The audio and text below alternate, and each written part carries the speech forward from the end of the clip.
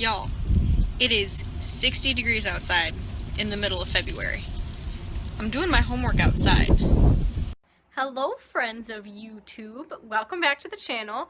I'm sorry that I didn't get to check in with you guys last week. We were at the state tournament for forensics, which was an amazing experience. The whole team had a lot of fun together. We got to do a lot of team bonding, and we also took state champion. So that was a lot of fun. That's why I didn't check in with you guys last week. Very busy. So yesterday, Heather and I made the decision to rearrange our room. Now, that doesn't sound very exciting, but here's the kicker. See, my bed, right behind me. Say hi, Heather. Hey.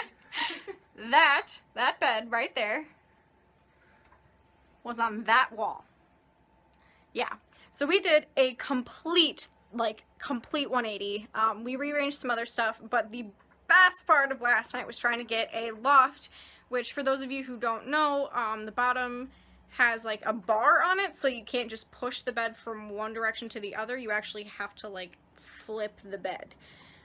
So that was a lot of fun. We had a ridiculous mess in here, but actually somehow or another we feel like we have more floor space. We have my desk and the food and my dresser, and then beds over here with Heather's desk, and then over here we have like our kitchen type stuff, and then obviously my bed's up there.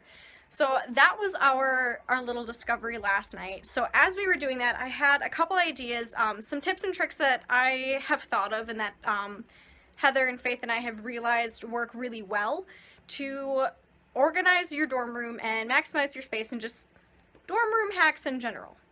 So that's what today is. Dorm room hacks. Okay, so dorm room hacks.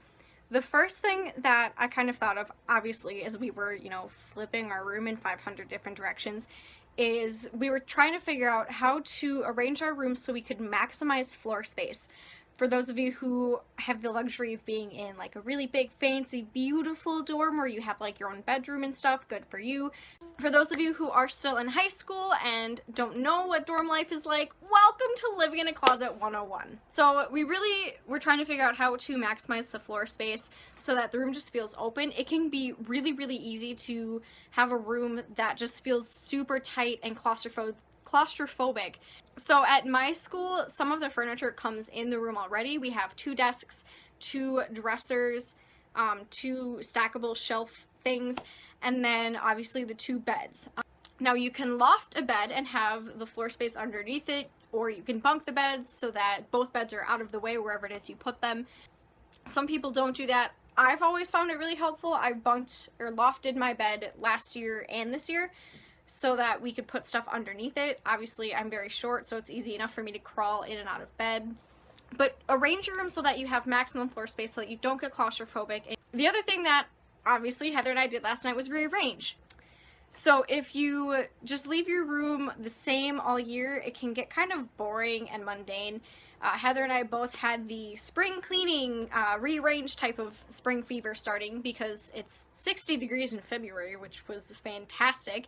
But so we're both kind of looking for something new, looking for something fresh so that we don't get ridiculously bored with the end of the semester.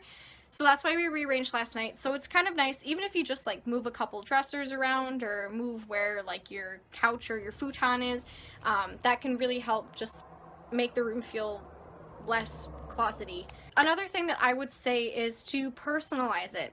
This might be self-explanatory, but we have like all the lights up along here. We have like stuffed animals and pictures, lots and lots of pictures. But we have stuff in our room that makes it feel like ours, like it's homey, it's inviting. We don't hate being here for, the 9-10 months or whatever that we're here for. So just make it feel like some place that you are comfortable being and some place that you are happy in. Another thing that I'm going to tell you right now is buy yourself a fan that can clip to your bed. Guys, when we move in August or September, it's hot. And I don't mean it's like 75 degrees. I mean it's always the hottest damn day of the year and it's like 95 degrees. So when you go to bed at night, you're sweating before you even wake up the next day. It's awful. Buy a bed fan, clip it to your bed, and enjoy the beautiful breeze that it can bring to you, because I don't know if I've shown you guys our window yet. Let me show you guys our window. Alright friends, this is the window that I have, okay? You see that little rod here? This? Window's closed. Window's open. That's all I get. That's like probably maybe 6 inches if I'm lucky. But that's the window that Heather and I were blessed with this year. There's no breeze. Ever. So if you get stuck with a janky window like we did, buy a fan. Buy all the fans. Put fans around your room, but make sure that you have a bed fan. Just clips to the side of your bed, and you can turn it on and lay there in the breeze while you sleep comfortably. Otherwise, it does get really uncomfortably hot in these rooms, so just be aware. Another really good thing to remember is command hooks. Guys, I honestly, like right in front of me where my pictures are hanging, there are probably at least 8 or 9 command hooks in like one 5x5 space. Command hooks are really good for hanging lights, hanging pictures, posters, whiteboards, whatever it is that you choose. Actually, we have like the 5-pound Velcro command strips. We'll put one side of the Velcro on an extension cord and the other side on like the wall, or we have one like on the post of one of our beds so that we can actually reach the extension cords without them falling. So command hooks are a really, really good idea for hanging stuff. Like you can put up hooks for your backpack, or like I said, lights and pictures and posters and such. Command hooks are beautiful. And the last thing to keep in mind is just work with your roommate. Don't move stuff without their permission. Don't move their stuff. Heather and I talked a lot last night. We were literally sitting here staring at our room from like the door, trying to figure out how to rearrange this place successfully without killing ourselves or like making an avalanche in front of the door.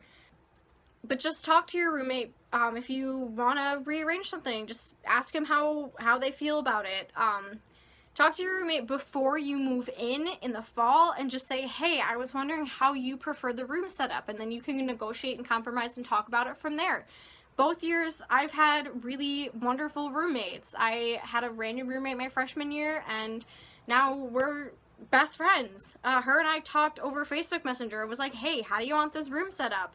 And I said I could loft my bed. We talked about who's bringing the fridge, the microwave, the other appliances. This year, Heather and I did the same thing. Hey, how do you want to set this closet thing up? And last night, like I said, we talked and rearranged, and we both absolutely love it. So just make sure that you talk with your roommate, because it's a space that you both have to spend a lot of time in. So just talk with your roommate. Make sure that you both love where you're living. Personalize it. Organize it. Don't leave your crap on the floor. Arrange it for maximum room space, and enjoy living in your dorm room. So that's all I have for you guys today. If you have any other questions, any other tips or tricks that you want to know about living in a dorm room, post in the comments below. Like, share, and subscribe, and I will catch up with you guys next week on Gypsy Warrior Style. Go explore the world and enjoy the weather while it's still February and 60 degrees outside.